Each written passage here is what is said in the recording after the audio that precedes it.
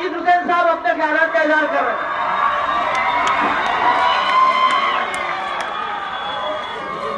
औज़ु बिल्लाहि मिनश शैतानिर रजीम, बिस्मिल्लाहिर रहमानिर रहीम।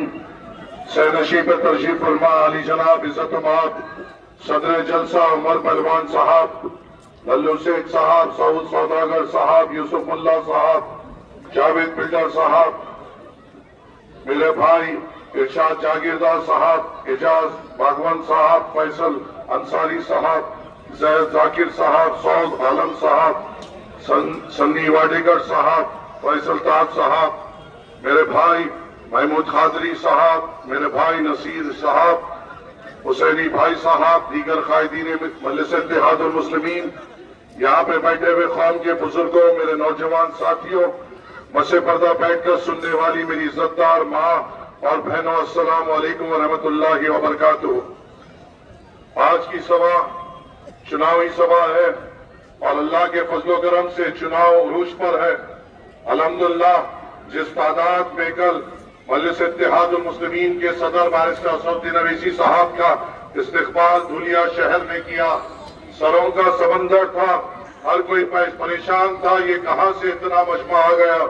किसी को भी अंदाजा ये नहीं कि मजलिस इत्तेहादुल मुस्लिमीन की मोहब्बत है, मजलिस इत्तेहादुल मुस्लिमीन का जुनून है और मुसलमानों ने ये तय कर लिया है कि हिंदुस्तान में सब समाजों ने अपने अपना सियासी वजूद बनाया है। दलितों ने अपना सियासी वजूद का ऐलान कर दिया, कुर्मियों ने अपने सियासी वजूद का ऐलान कर दिया, मराठाओं ने अपने सियासी वजूद का हिंदुस्तान में ऐलान कर दिया, पवारों ने अपने सियासी वजूद का ऐलान कर दिया, हर किसी समाज ने अपने सियासी वजूद का ऐलान कर दिया और हिंदुस्तान में ये पैगाम दे दिया कि हमारे समाज पे कोई आंख उठाने की जुर्रत ना करे। हमने अपने नुमाइंदों को चुन लिया है, हमने वो नुमाइंदों को चुन लिया है जो अगर कोई दलित के तरफ कदम बढ़ते हैं तो दलित के नुमाइंदे आ जाते हैं।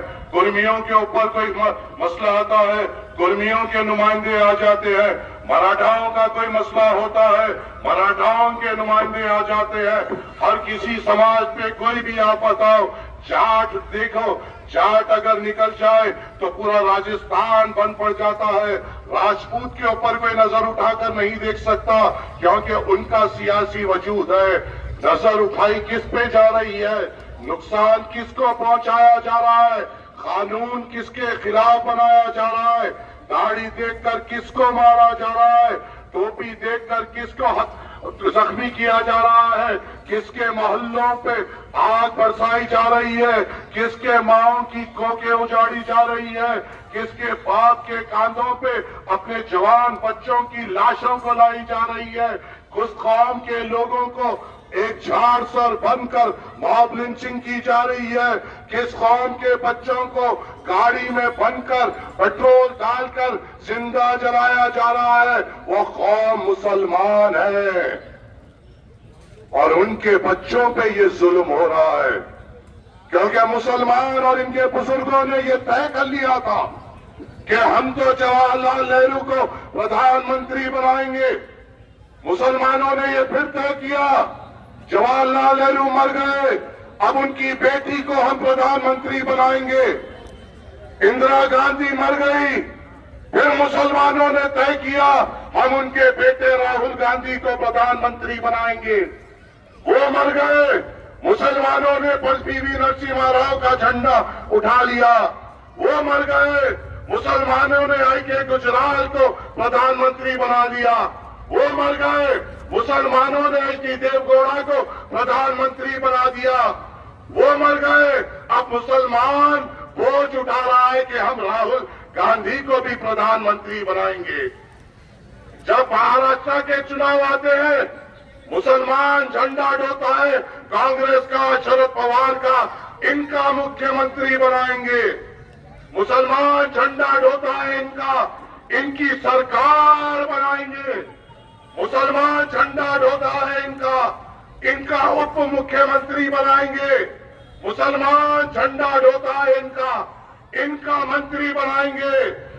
प्रधानमंत्री बनाने वाले मुसलमानों, ऐ मुख्यमंत्री बनाने वाले मुसलमानों, ऐ मंत्री बनाने वाले मुसलमानों, ऐ कांग्रेस का झंडा ढोकर राहुल गांधी को मजबूत करने का ख्वाब देखने वाले मुसलमानों, ऐ प्रियंका गांधी को देखकर मुस्कुराने वाले मुसलमानों, ऐ मुख्यमंत्री मंत्री बनाने वाले मुसलमानों, तुमने तो प्रधानमंत्री बनाया, तुमने तो मुख्यमंत्री बनाया, तुम वो है जो मंत्री बनाए, तुम वो है जिन्होंने सरकारें बनाई, फिर तुम्हारे बच्चों को जिंदा क्यों जलाया जा रहा है?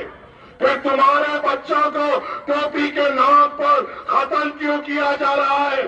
प्रधानमंत्री बनाने वाले मुसलमानों, सरकार बनाने वाले मुसलमानों, हमारे माओ की कोकों को क्यों चीरा जा रहा है?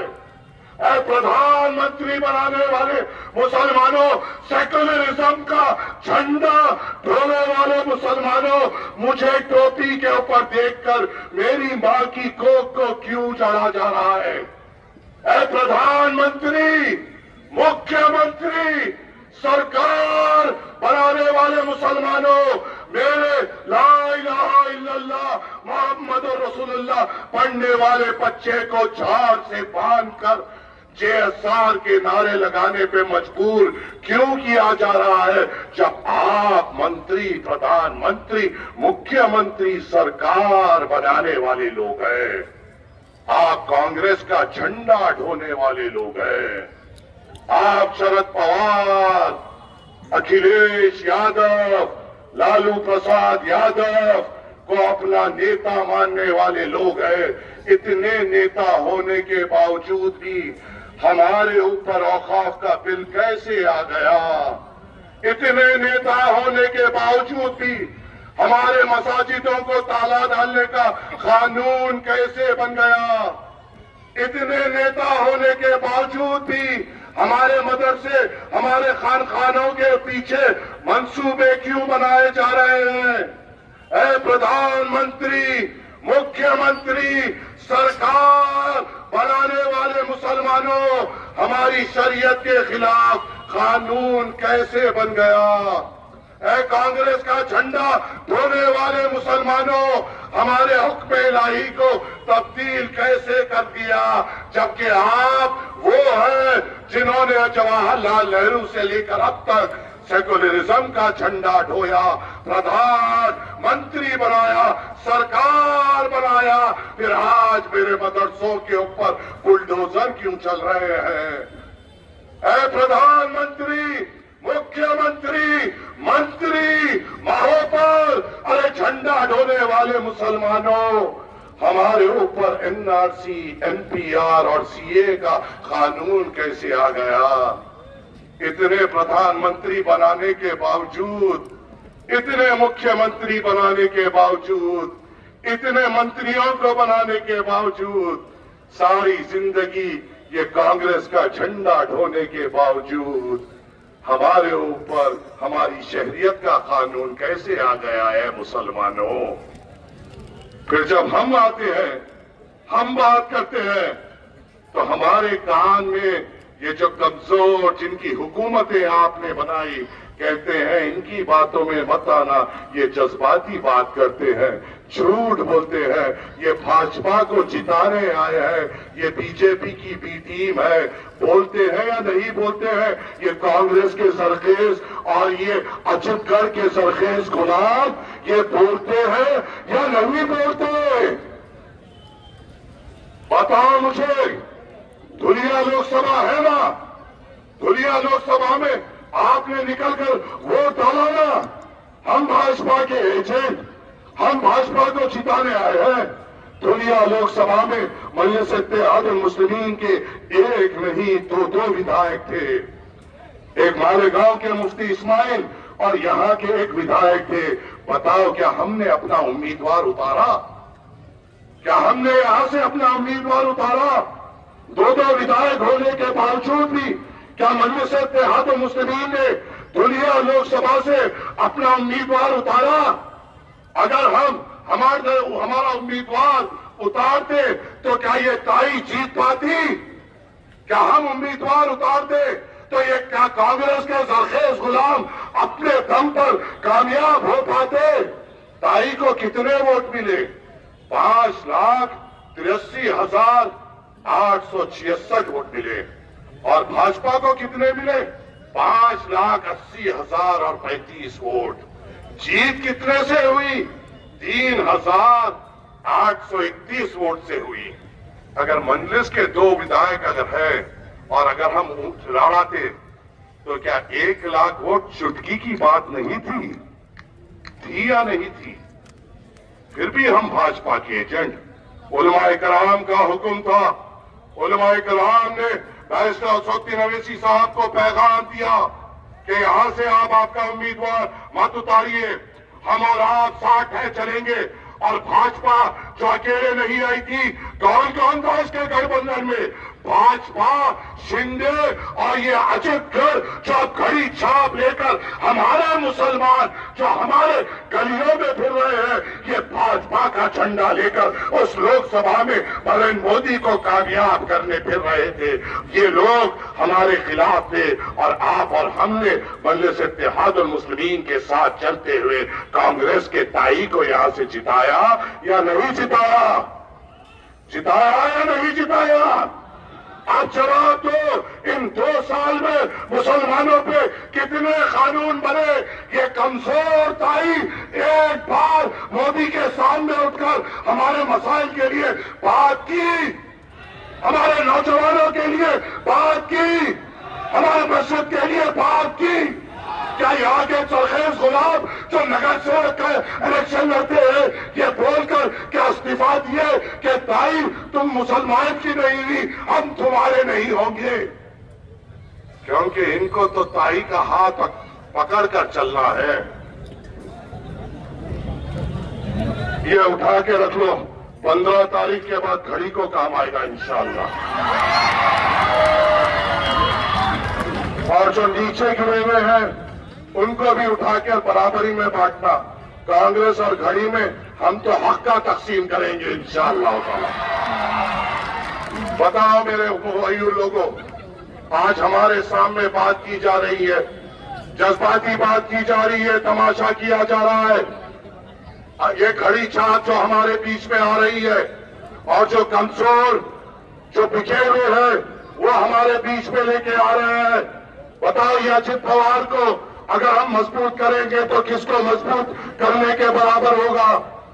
अगर हम जाकर अगर अजित पवार को मजबूत करें, क्या अजित पवार नरेंद्र मोदी के साथ नहीं है? क्या अजित पवार नरेंद्र मोदी का साथी नहीं है? क्या अजित पवार हमारे औकाफी बिल लाने में शायद उसका गुनहगार नहीं है? क्या अजित पवार हमारे मसाजिदों में जो हय्या अल सलाह हय्या अल फलाह की सदाओं को रोकना चाहते हैं, क्या उनका साथी नहीं है? जो हमें टोपी के नाम पर खत्म किया जा रहा है, क्या अजित पवार उनका हाथ पकड़कर नहीं चल रहा है? क्या अजित पवार मुसलमानों का दुश्मन नहीं है? और आज याद रख लो, अगर घड़ी को वोट देना, अगर कोई ये सोचता है कि हम घड़ी को वोट देंगे, क्या होगा? हमारा रिश्तेदार है, घड़ी को वोट दे देंगे। क्या होगा? हमारा पड़ोसी है, घड़ी को वोट दे देंगे। क्या होगा? मेरे साथ बैठकर हर रोज चाय पीता है, उसको वोट दे देंगे। तुम्हारा एक वोट घड़ी को, बीजेपी को ये पैगाम देगा कि औकाफी कानून की मंजूरी तुमने दी है। तुम्हारा एक वोट घड़ी को, बीजेपी को ये पैगाम देगा कि उन्होंने जो शरीयत में मदाखलत की है, आप उसके साथ है।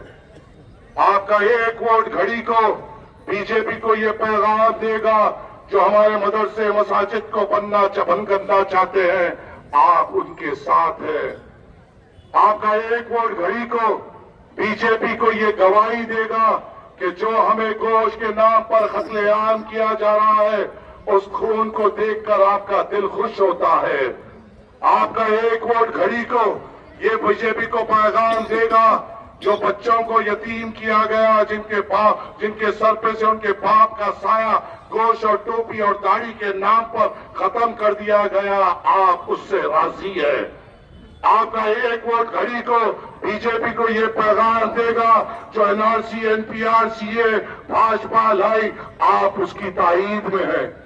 आपका एक वोट घड़ी को बीजेपी को ये गवाही देगा कि तुमने बाबरी मस्जिद के जगह पे राम मंदिर बनाया, मैं तुम्हारे साथ हूं। तुम्हारा एक वोट घड़ी को ये पैगाम देगा कि आने वाले वक्त पे तुम मुसलमानों की तबाहियों के दास्ताने लिखते रहो, मैं तुम्हारे साथ हूं। तुम्हारा एक वोट घड़ी को ये बीजेपी को पैगाम देगा कि तुम मुसलमानों के बस्तियों में जिस तरीके से काम करो, हम तुम्हारे साथ हैं। क्या आप ये पैगाम देने और ये गवाही देने तैयार हैं? तैयार हैं? क्या तुम ये तय गवाही दोगे कि राम मंदिर उसकी सही जगह वही थी? क्या आप ये गवाही देंगे औकाफी बिल सही था? क्या आप ये गवाही देंगे शरीयत में मदारसी सही थी? क्या आप ये गवाही देंगे टोपी के नाम पर मारते जाओ? क्या आप ये गवाही देंगे दाढ़ी को खींचकर रोडों पे घसीटते जाओ? क्या आप ये गवाही देंगे कि आप जो चाहे मुसलमानों के बर्बादी के दास्ताने लिखते जाओ, हम तुम्हारे साथ हैं? सोच समझकर वोट देना खड़ी छाप को। अब आ गई बारी जो सेक्युलरिज्म का झंडा ढोने की बात करती है, हमारे साथ चलते हुए हमारे खंजपीठ में खंजर मारने की बात करती है। 10 मिनट है इरशाद भाई, बहुत है पोस्टमार्टम के लिए। बताओ मेरे गरीब लोगों, मैं यहाँ पे अभी तक जितनी भी मैंने बात की है वही बात की है जो हम पर गुजरी है। मैंने अभी तक वो बात कही है जिसको आपकी आंखों ने हिंदुस्तान में होते हुए देखा है। मैंने अभी तक वही बात की है जिसको कभी आप मोबाइल पर देखकर अरे इसको मार दिए, इसके बच्चों का क्या होगा बोलकर अपने बच्चों के साथ मशगूल हो गए। मैंने अभी तक वही बात की है जिसको आपकी आंखों ने दिल्ली में मस्जिदों को गिरते हुए देखकर अफसोस जताया, मगर हमारा रात का खाना वक्त पे हुआ। मैंने अभी तक वही बात की है जिसको आपकी आंखों ने उत्तर प्रदेश में सब वो मदरसे बंद होते हुए देखे, फिर भी हम शाम में तैयार होकर अपने रिश्तेदारों की दावत में गए हो जो हम गम मनाए। क्या वो मरने वाला, वो मस्जिद शहीद होने वाली हमारी हय्या अलस सलाह हय्या अलल फलाह की सदाएं बुलंद नहीं होती थी? क्या वो मरने वाला हमारा कलमा गो भाई नहीं था जिसको हमने सिर्फ मोबाइल पे देखकर कुछ गम के आंसू बताते हुए हम आगे बढ़ गए? यही कैफियत तो पैदा करना है, यही वजूद की शिनाख्त देनी है कि चाहे तकलीफ कहीं भी हो हम एक है, चाहे कहीं भी तकलीफ हो हमारा सियासी वजूद हम बनाएंगे जो हमारे लिए हर मुकाम पे आवाज देंगे इंशाअल्लाह। बताओ आज कांग्रेस आपके और मेरे बीच में हमने सालों से इनका झंडा ढोया। अब मैं एक बात आपसे पूछता हूं और मैं ये नहीं चाहता कि आप खामोश बैठे, चाहे बुजुर्ग हो मुझे हाँ या ना में जवाब होना है, चाहे नौजवान हो मुझे हाँ या ना में जवाब होना है, चाहे मस्जिद के इमाम हो मुझे हाँ या ना में जवाब होना है, क्योंकि आपका जवाब गवाही देगा कि आपका दिल क्या बोलता है।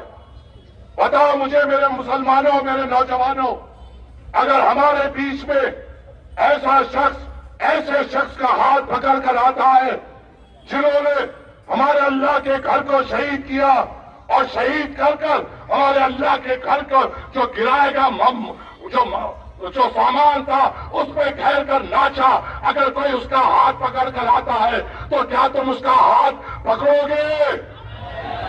अगर कोई शख्स हमारे अल्लाह के घर को जो गिराएगा उसके जो ईंटें निकलेगी उसके ईंटों को बैंड बाजे के साथ हिंदुस्तान के कोने कोने में फिराएगा और आज कोई हमारा कलमा को भाई उसका हाथ पकड़ कर आएगा, तुम उसका हाथ पकड़ोगे? अगर कोई शख्स जब हमारे नौजवानों को दाढ़ी देखते हुए खतरे आम किया गया, माओ की कोख को उजाड़ी गई, उनकी उजाड़ी कोख पे जो जश्न मनाया, आज अगर हमारा कोई कलमा गो भाई उसका हाथ पकड़ कर आएगा, क्या तुम उसका हाथ पकड़ोगे? अगर कोई शख्स हमेशा हमारी तबाही और बर्बादी के दास्तानों पे जश्न मनाता था, अपने अखबार में हमारे खिलाफ लिखता था, आज हमारा कोई कलमा गो भाई उसका हाथ पकड़ कर आएगा तो क्या आप उसका हाथ पकड़ोगे? अगर कोई शख्स ये कहता था और मुंबई में रैली निकाला था कि अगर मैं हुकूमत में आया तो मुसलमानों के मस्जिदों पे से अज़ान की आवाज खत्म कर दूंगा, अगर कोई कलमा गो उसका हाथ पकड़ कर आएगा तो क्या तुम उसका हाथ पकड़ोगे? अगर कोई शख्स ये कहता है कि नरेंद्र मोदी मेरा आइडल है और नरेंद्र मोदी मुसलमानों के खिलाफ जो भी साजिशें कर रहा है मैं उसकी तारीफ करता हूं, और अगर हमारा कलमा गो भाई हमारे बीच में से उसका हाथ पकड़ कर आता है तो क्या तुम उसका हाथ पकड़ोगे? तो बताओ मेरे मुसलमानों, जब तुमने गवाही ये चीज में दी, कांग्रेस किसका हाथ पकड़कर हमारे बीच में आ रही है? किसका हाथ पकड़कर हमारे बीच में आ रही है? क्या वो उस बाला साहब ठाकरे के बेटे उद्धव ठाकरे का हाथ पकड़कर नहीं आ रही है? क्या वो उस राज ठाकरे जिसने हमारे अज़ाओं को बंद करने की बात की, हमारे जो मस्जिदों पे से अल्लाहु अकबर की सदाएं जो गूंजती है उसको बंद करने की बात की, और आज हमारा कलमा गो भाई उसका हाथ पकड़कर आएगा तो तुम क्या उसका हाथ पकड़ोगे? अगर कांग्रेस का बटन दबेगा तो ये गवाही होगी कि राज ठाकरे मुसलमान तुम्हें ये गवाही देता है कि तुम मसाजिदों पे से अज़ाएं बंद करो। कांग्रेस को एक वोट मिलेगा तो तुम उद्धव ठाकरे को ये गवाही दोगे कि उद्धव ठाकरे तुम्हारे शिव सैनिकों ने जो बाबरी मस्जिद की शहादत की, हम तुम्हारे साथ हैं। अगर तुम कांग्रेस को एक वोट दोगे तो उसकी तुम्हारी गवाही ये होगी कि उद्धव ठाकरे वाला साहब ने जितना भी जहर मुसलमानों के खिलाफ उगला था मैं उसकी गवाही देता हूं। अगर कांग्रेस को एक भी वोट मिलेगा तो वो ये गवाही मिलेगी कि उद्धव ठाकरे तुम किसी के साथ जाओ, हम तुम्हारे साथ हैं। क्या ये बात गलत बोल रहा हूं? जज्बाती बात कर रहा हूं? ये बात सही नहीं है। और रही बात यहां के चुनाव की, अल्हम्दुलिल्लाह अल्लाह इनको और इज्जतों से नवाजे। पुराने सियासतदान हैं, सालों से धुलिया शहर को संभाल रहे हैं, अल्हम्दुलिल्लाह बहुत सारे लोगों के साथ बैठे हैं। पर मुझे ये तो बताइए इस चुनाव में ऐसा क्या हो गया कि आप तो धुलिया के जिम्मेदार हैं, आप तो धुलिया शहर के कांग्रेस के प्रेसिडेंट हैं, तो आपने इस धुलिया शहर में सिर्फ 18 नगर सेवक क्यों उतारे? आपने कांग्रेस के उम्मीदवार भाजपा के खिलाफ क्यों नहीं दिए? आपने जो 13 नंबर वार्ड है जहां पे मुसलमानों की अक्सरियत है, जहां से यहाँ के पुराने विधायक का बेटा और उसका पैनल लड़ रहा है, भाजपा का पैनल लड़ रहा है, आपने वहां पर कांग्रेस का पैनल क्यों नहीं उतारा? क्या बातचीत हो गई क्या? बुरा मत मानिए, तोहमत तो होगी, सवालात तो होंगे। हमने भी तो बहुत तोहमतें उठाई, हमें भी कहा गया बीजेपी का दलाल, हमें भी कहा गया बीजेपी का एजेंट, हमें भी कहा गया वोट कटवा। क्या हमने कभी किसी के ऊपर आने की कोशिश की? हमने जमहूरियत के दायरे में मुकाबला किया। तो आप भी तो ये बोलिए कि आपने 13 नंबर वार्ड में भाजपा के खिलाफ अपना उम्मीदवार क्यों नहीं उतारा? आपने उस तरफ भाजपा के खिलाफ कांग्रेस का एक भी उम्मीदवार क्यों नहीं उतारा? क्या आप और भाजपा एक है, या उद्धव ठाकरे जो आपका आज सियासी गुरु है उसने आपको मना कर दिया?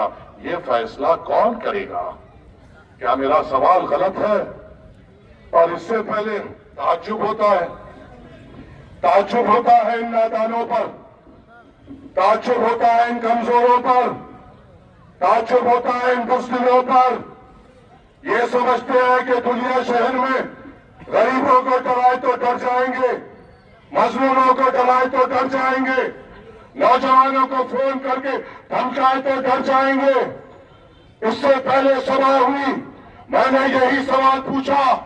अरे यहां पर मौजूद आपसे मैं सवाल करता हूं, मेरे इज्जतदार, मेरे पुराने सियासतदान साबिर सेठ साहब, मुझे ये बोलिए कि जब इससे पहले मैंने बयान किया, आप तो नेक चोला है ना, आपका बेटा शराब पीकर मेरी होटल के सामने क्यों आया था?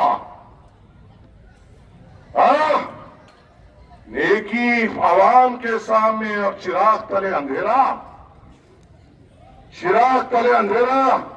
तो आप क्या समझते हैं हम डर जाएंगे, घबरा जाएंगे? अरे 2 फीट पे गोली चल रही थी, गोली चलाने वाले के हाथ में बंदूक थी, उसके आंख पर अल्लाह अकबर बोलकर हम कूद गए। आप क्या समझते हैं हमें मौत का डर है?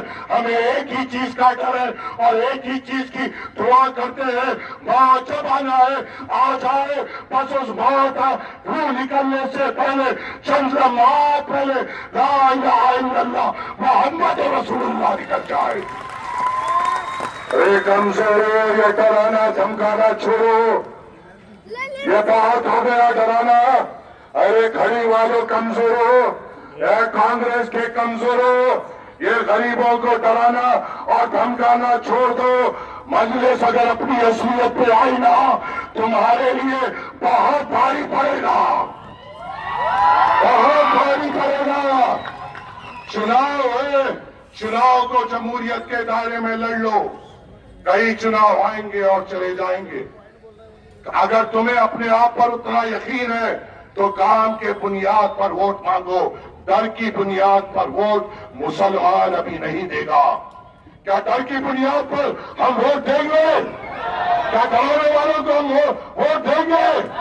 भाजपा आती है और ये लोग, ये कांग्रेस के सरखेज गुलाम, ये कमजोर जो भाजपा के सामने अपने उम्मीदवारों को नहीं डरा सकते, जो फारूक शाह के बेटे के सामने अपने उम्मीदवार को नहीं डरा सकते, ये हमें डराएंगे, ये कमजोर डराएंगे।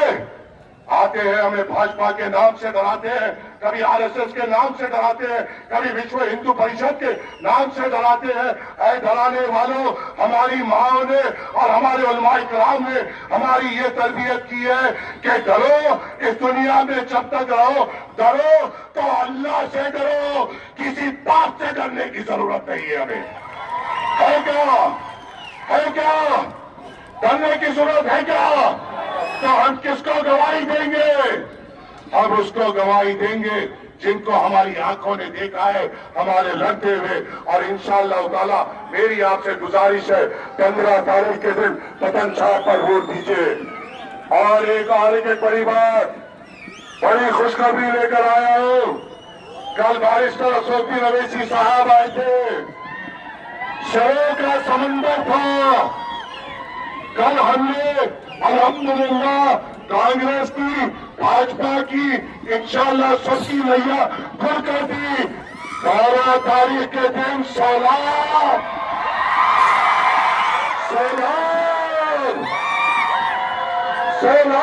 आने वाला है, अकबर की रवायती आने वाले हैं। इंशाअल्लाह मट्टी डाली जाएगी, इनकी सियासत पे मट्टी डाली जाएगी। तो बस इस नारे से गवाही दे दो कि आप मजलिस के साथ हैं।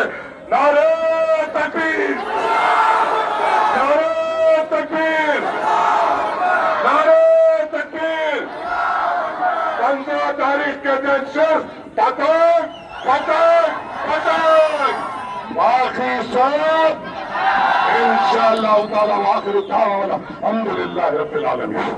9:60 और 30 सेकंड हुए हैं। हम सुप्रीम कोर्ट का के कानून का पालन करते हुए यहीं पर इस सभा का इख्तिताम करते हैं। वो आखिर दावाना अनिल हम्दुलिल्लाहि रब्बिल आलमीन।